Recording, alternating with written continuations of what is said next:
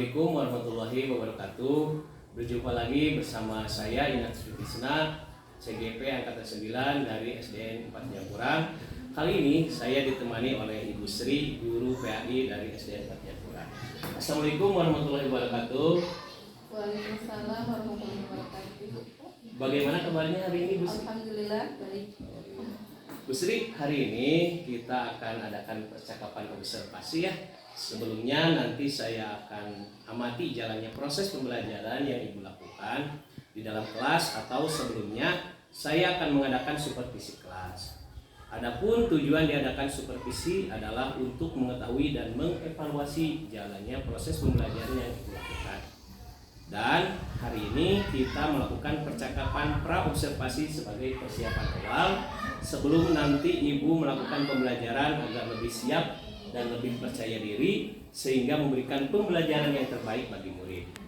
Nah, di sini Bu Sri ada beberapa pertanyaan yang akan saya ajukan ya kepada Ibu. Yang pertama berkaitan dengan tujuan. Apa tujuan pembelajaran yang ingin dicapai?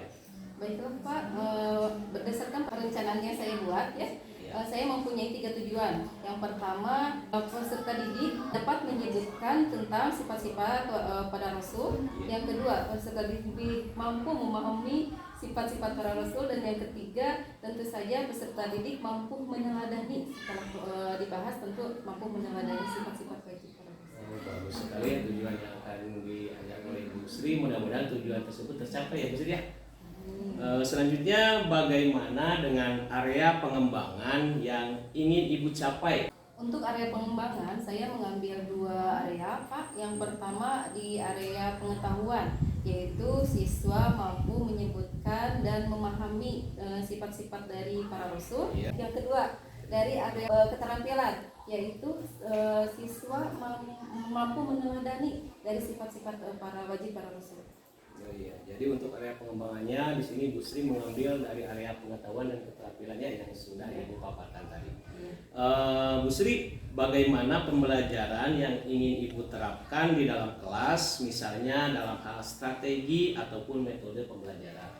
Untuk strateginya, saya menggunakan pembelajaran berdiferensiasi, Pak, berdasarkan kesiapan belajar siswa yang diintegrasikan dengan pembelajaran sosial emosional. Kemudian saya melakukan pembagian kelompok sesuai dengan keterampilan dan keaktifan siswa. Dan untuk model saya menggunakan model pembelajaran berbasis masalah atau problem based learning. Untuk metodenya saya menggunakan diskusi kelompok atau tanya jawab dan juga penugasan. Ya, jadi di sini Ibu Sri akan menggunakan pembelajaran berdiferensiasi sosial emosional dengan metode yang sudah Ibu Sri tadi sampaikan. Nah, Bu Sri, bagaimana dengan media pembelajaran yang akan Ibu gunakan di dalam kelas? Untuk media pembelajarannya saya menggunakan beberapa gambar ya. Nanti juga KPD, juga laptop. Cukup lengkap sekali ya. Jadi di sini nanti akan menyuguhkan materi dengan istilahnya media pembelajaran, Al-Quran dan juga KPD ya, sebagai tugas kepada siswa. Nah, kira-kira kapan nih Ibu Sri akan melakukan kegiatan pembelajaran tersebut? Di hari apa? Di kelas berapa? Dan di jam berapa nih Bu Sri? Untuk pembelajarannya, insya Allah saya akan melakukannya di kelas 4A hari Rabu pada jam pertama. Oh gitu, ya baiklah. Jadi nanti Ibu Sri akan meresisikan ya atau mengajar itu di hari Rabu jam pertama di kelas 4 ya, kelas 4. Nah, saya nanti insya Allah di hari Rabu akan datang ke kelas Ibu. Saya akan melakukan supervisi kelas, akan melihat dan mencatat hal-hal apa saja yang terjadi di dalam kelas. Dan setelah Ibu melaksanakan pembelajaran, kita akan melaksanakan percakapan pasca observasi ya Bu Sri ya, yang nantinya akan didampingi oleh pengajar praktik. Sebelum kita akhiri, kira-kira apa yang Ibu dapatkan dari hasil percakapan kita hari ini? Alhamdulillah ya. Jadi hasil dari percakapan hari ini, saya mendapatkan gambaran tentang media dan metode pembelajaran yang akan saya gunakan pada saat pembelajaran, yang tentunya akan lebih mempersiapkan saya untuk di praktik pembelajaran nanti.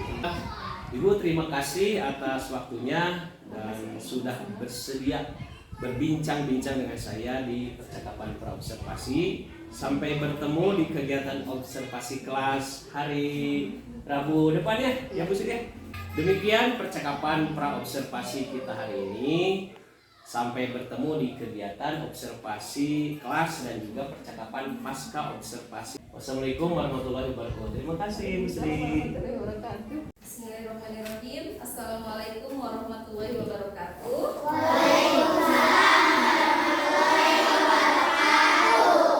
Apa kabar semua?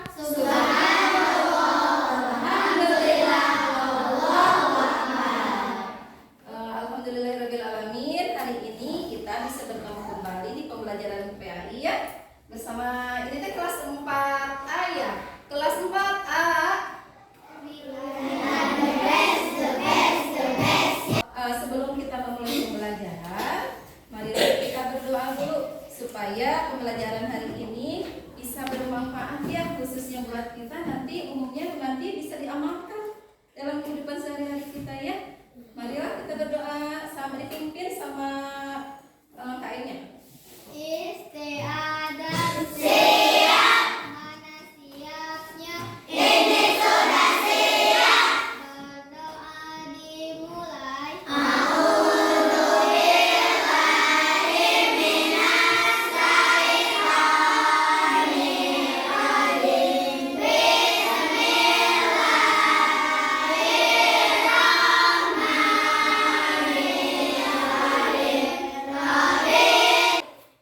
Silakan baca Asmaul Husnanya. Ya. Alhamdulillahirrahmanirrahim. Tadi kita sudah membaca doa, terus membaca Asmaul Husna. Sekarang kita mau bernyanyi supaya sebagai bentuk cinta kita kepada tanah air Indonesia dengan menyanyikan lagu Indonesia Raya ya. Yuk, 1, 2, 3. Indonesia. Alhamdulillah hari ini tadi sudah membaca doa, terus Asmaul Husna, terus cinta tanah airnya dengan membacakan dan menyanyikan lagu Indonesia Raya. Nah selanjutnya sebelum ibu mengajar, nih ibu mau bertanya dulu tentang perasaan kalian saat ini. Jujur ya, hari ini siapa yang perasaannya lagi bahagia? Subhanallah, alhamdulillah, sudah. Sekarang siapa yang perasaannya lagi sedih? Siapa yang nampaknya bahagia semua ya? Alhamdulillah. Mudah-mudahan kalau bahagia begini kita belajarnya bisa semangat. Kelas 4A. Terima kasih kalau gitu. Berarti sekarang ibu akan memulai pelajaran. Tapi ya kita mengulang dulu materi yang minggu kemarin. Siapa yang tahu kemarin yang masih hafal ibu membahas tentang apa ya? Nabi dan Rasul. Tentang Nabi dan Rasul. Iman kepada Nabi dan Rasul termasuk rukun iman yang keberapa? Atau Nabi dan Rasul jumlahnya kan berbeda ya? Nah sekarang Nabi dan Rasul yang wajib diketahui ada berapa? 25. Sudah pada pinter semuanya ya. Kemarin kita membahas tentang tugas Nabi dan Rasul, di mana Nabi itu bertugas dan karena dikirim Allah untuk dirinya sendiri, sedangkan Rasul wahyunya yaitu untuk disampaikan kepada umatnya. Jadi setiap Rasul itu mempunyai umat ya. Kemarin kita begitu. Nabi seorang laki-laki utusan Allah yang diberi wahyu untuk dirinya sendiri, sedangkan Rasul seorang laki-laki utusan Allah yang diberi wahyu untuk disampaikan kepada umatnya. Ya, nah untuk minggu ini kita akan belajar tentang sifat-sifat Rasul. Nah, sifat-sifat Rasul ini terbagi menjadi 3. Ada sifat wajib, ada sifat mustahil, dan ada sifat yang jaiz atau benar yang boleh. Ya, nah kita akan membahas tentang sifat-sifat wajib. Wajib artinya harus, ya. Jadi Rasul wajib harus mempunyai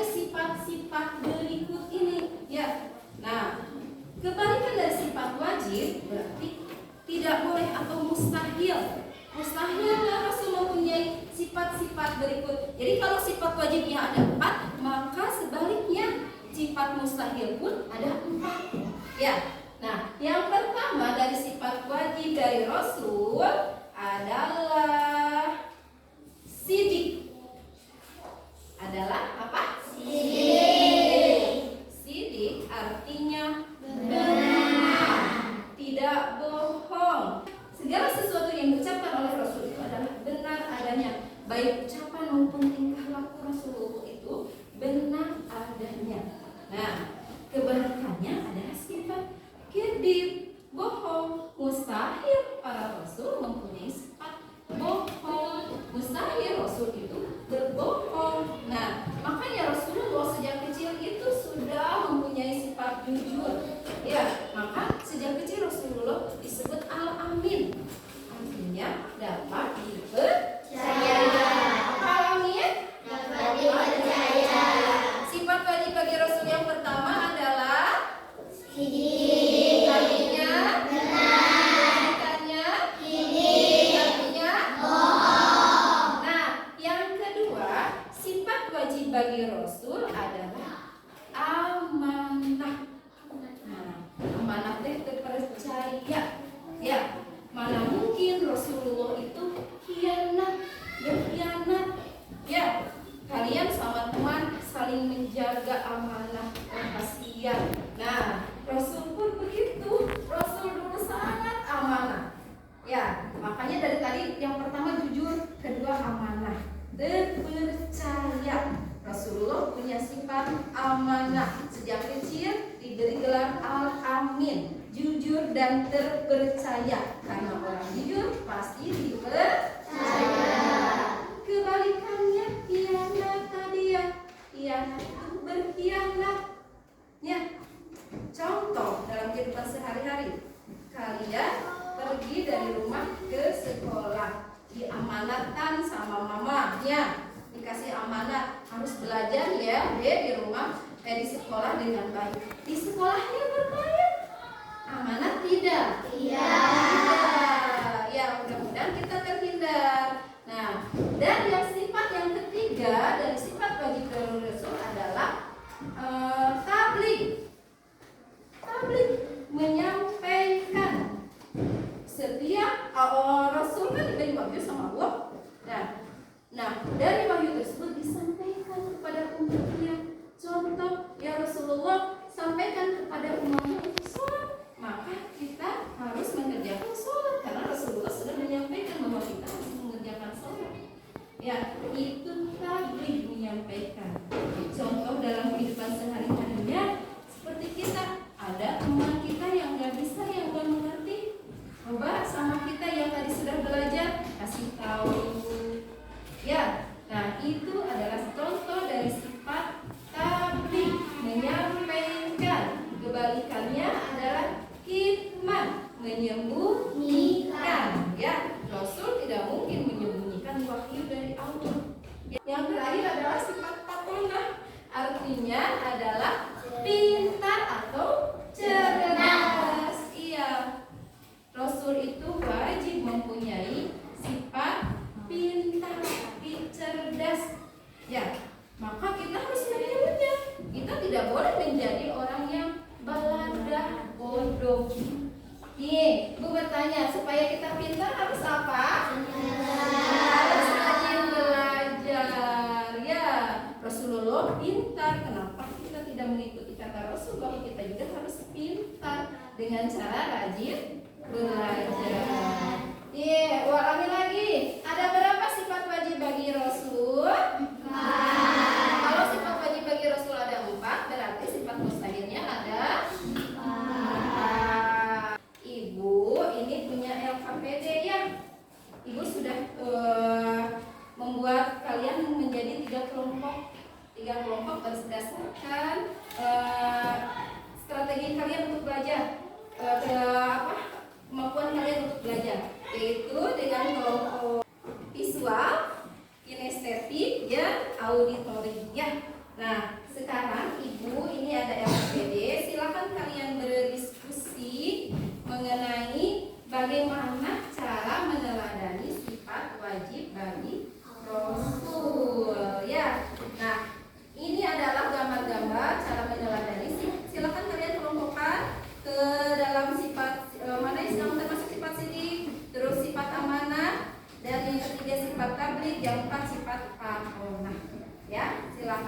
Jadi ada yang ke depan untuk menceritakan pendapat kalian ya.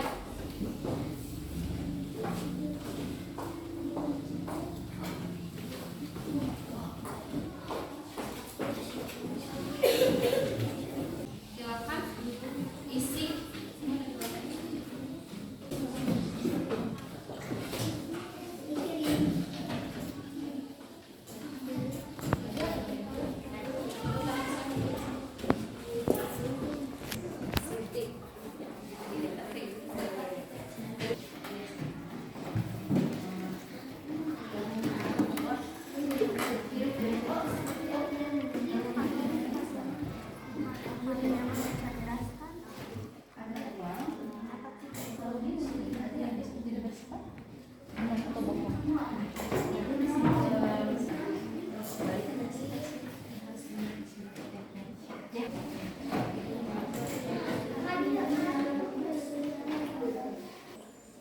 Kalau ini kan tadi kan Ibu sudah bilang bahwa sifat tadi itu menyampaikan.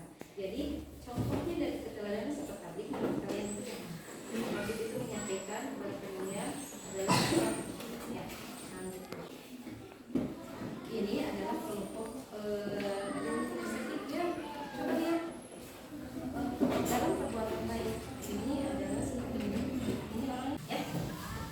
Terus ini orang yang sudah yang kita dapat juara ada yang mana termasuk atau adalah sifat yang ya. Bagaimana sudah beres semuanya diskusinya?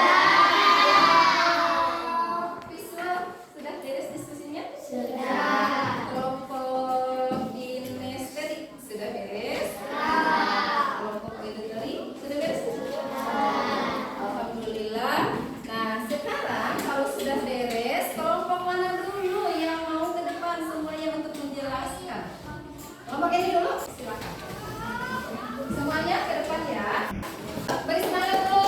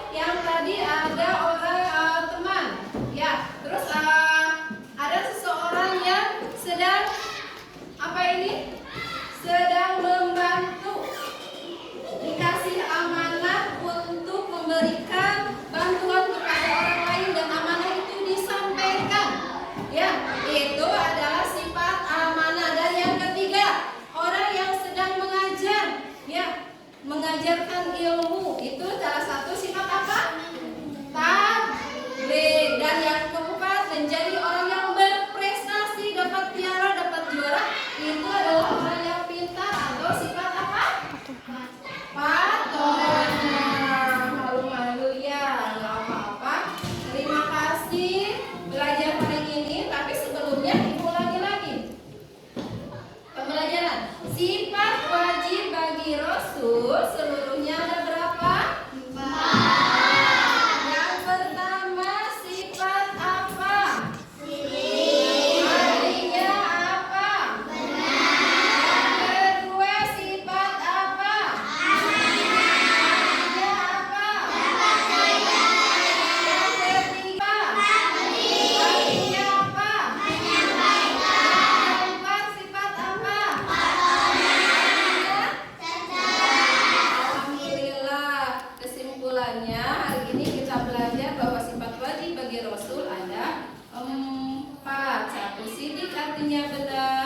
2. Amanah artinya dapat dipercaya. 3. Tablik artinya menyampaikan. 4. Patonah artinya pintar. Dan semua itu harus kita laksanakan dalam kehidupan sehari-hari. Sebuah lagu. Ya. Ayo kawan, coba jawab. Sifat Rasul ada berapa? Ada 4 itu jumlahnya. Marilah kita sebutkan. Sidik artinya benar. Amanah dapat dipercaya. Tabligh menyampaikan. Patonah cerdas artinya. Terima kasih belajar ini. Tadi yang sedih, tadi yang sedikit semangat ya. Alhamdulillah semangat terus sampai nanti. Mudah-mudahan apa yang kita dapat hari ini dapat kita teladani dalam kehidupan atas. Dan apa? Dan sekarang yang terakhir kita akan melaksanakan evaluasi latihan soal. Silakan. Nomor 1. Sifat wajib bagi Rasul ada titik-titik. Sudah beres semuanya? Selesai? Sudah. Kalau sudah silakan bukunya kita kumpulkan, kita nilai ya. Silakan ke depan kumpulkan. Alhamdulillahirobbilalamin. Hari ini pembelajaran kita sudah selesai tentang sifat wajib bagi Rasul Allah yang jumlahnya ada 4. Nah, ulama jamhur alhamdulillah bagus-bagus, berarti kalian sudah memahami. Yang pertama tadi sifat wajib dari Rasul itu yang 4, sidik, amanah, tabligh sama patonah. Ya, tujuan pembelajaran itu sudah tercapai, yaitu yang pertama kalian bisa mengetahui dan bisa menyebutkan tentang sifat-sifat wajib bagi Rasul, dan yang kedua meneladaninya juga. Tadi nilainya udah bagus ya. Mudah-mudahan bisa diterapkan dalam kehidupan kita sehari-hari. Nah, untuk kita mengakhiri pembelajaran seperti biasa kita akan membaca Al-Quran ya. Membaca Al-Quran. Silakan Ananda Adin membaca Al-Quran. Quran surat Al-Anfal bersama-sama ya. A'udzu billahi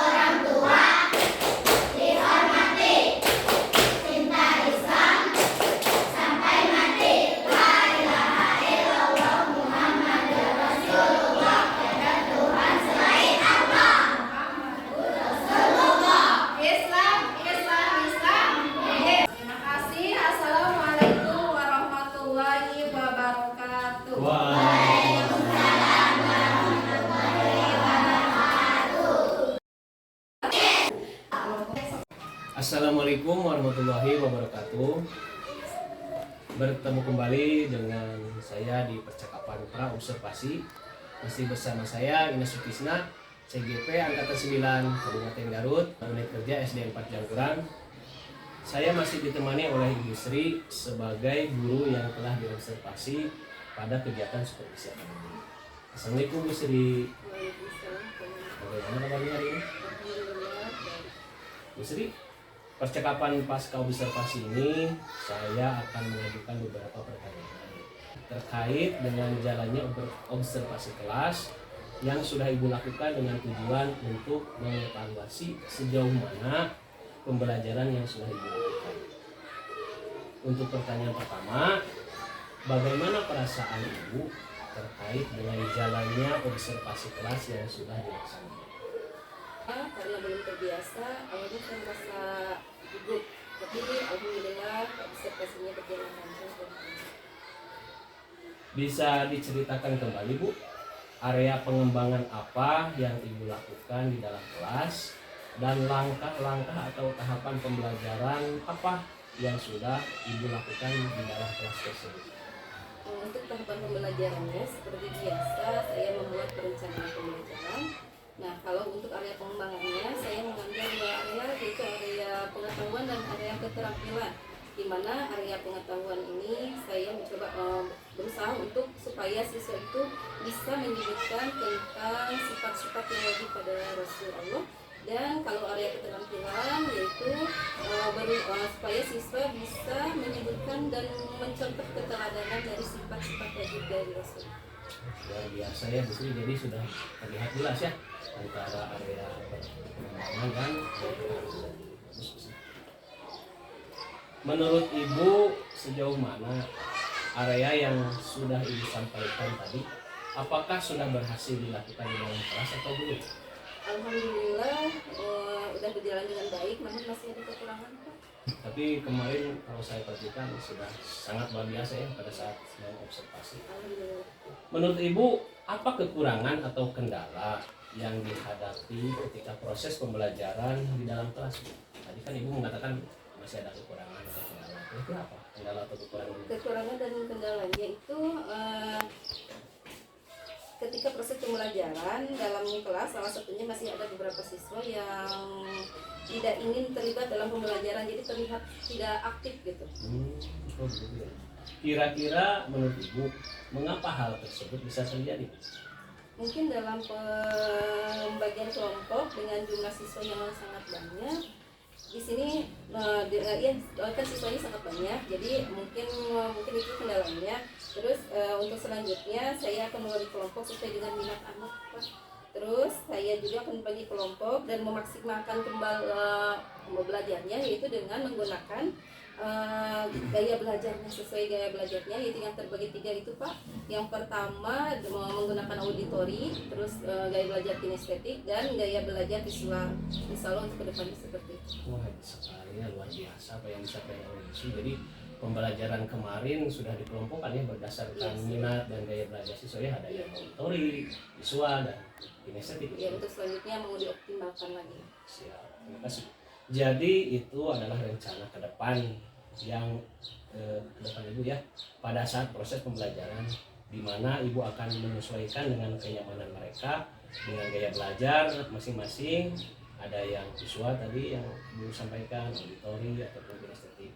Mudah-mudahan yang Ibu rencanakan dapat terrealisasi ya Bu ya, agar hasil pembelajaran lebih baik, lebih optimal lagi dibandingkan dengan yang kemarin. Kira-kira kapan nih Ibu akan melakukan perubahan dengan rencana yang Ibu sampaikan tadi? Kapan? Untuk waktu dan tempatnya belum saya tentukan, tapi insya Allah secepatnya saya akan lakukan. Iya, nanti kita komunikasi lagi ya. Iya. Baik Bu, terima kasih atas jawaban-jawaban Ibu yang sangat luar biasa. Mudah-mudahan rencana perbaikan ke depan segera terrealisasi dan berjalan dengan lancar Ibu. Baiklah, saya akan beri kesempatan kepada Ibu yang terhormat Ibu Pepe untuk memberikan umpan balik terhadap kegiatan observasi kelas kami. Silakan. Yang sebelumnya tadi saya mendengar coaching ya antara Kak Ina dengan Bu Sri saya amati betul-betul satu percakapan yang hebat ya. Karena Pak Ina sudah mengambil atau menggunakan langkah-langkah prioritas di dalam coaching itu. Nah, mungkin itu kan tentang coachingnya. Kemudian selain itu juga dari mulai observasi itu, kemudian observasi, kemudian hari ini adalah kita pasca observasi. Di awal observasi Pak Ina dengan Ibu sudah mengadakan satu wawancara ya, di mana Pak Ina juga mungkin memberikan satu arahan ya, sharing-sharing apa yang didapatkan oleh Pak Ina dari PGP ini. Diantaranya ada yang namanya RPP berdiferensiasi dan terintegrasi KSP. Tadi saya mendengar sekali tentang itu bahwa Ibu sudah melaksanakannya ya, hebat sekali. Diantaranya sudah mengelompokkan sesuai dengan bakatnya. Kemudian juga pengkelompokannya itu berdasarkan apa juga ya, itu berarti kan sudah ada. Berarti apa yang disarankan oleh Pak Ina betul-betul dilaksanakan oleh Ibu ya. Jadi sudah luar biasa baik Ibu ataupun Pak Ina yang sudah men-share ilmunya ya Bu ya. Nah mudah-mudahan kita akan lanjutkan tentang kebiasaan kita ini, yang mana pembelajaran yang berpihak pada murid ya, bukan saja hari ini tetapi sampai ke depan dalam kehidupan kita sehari-hari menjalankan kegiatan belajar mengajar dalam keseharian. Ya mungkin itu saja ya Pak Ina, tentang coachingnya sudah is the best ya, langkah-langkahnya sudah sesuai, dan untuk sharingnya juga pengibasan dari CGP ke RKCGP. Ya mungkin itu saja tanggapan dari saya, mudah-mudahan ada manfaat bagi kita semua. Terima kasih. Alhamdulillah akhirnya rangkaian supervisi akademik sudah selesai, dimulai dari percakapan observasi, pelaksanaan observasi dan pasca observasi. Saya ucapkan terima kasih kepada Ibu Sri selaku rekan segawat, dan yang tadi saya juga sangat berterima kasih kepada Ibu PP yang sudah mendampingi kami selama ini ya. Billahi taufik wal hidayah. Wassalamualaikum warahmatullahi wabarakatuh. Waalaikumsalam.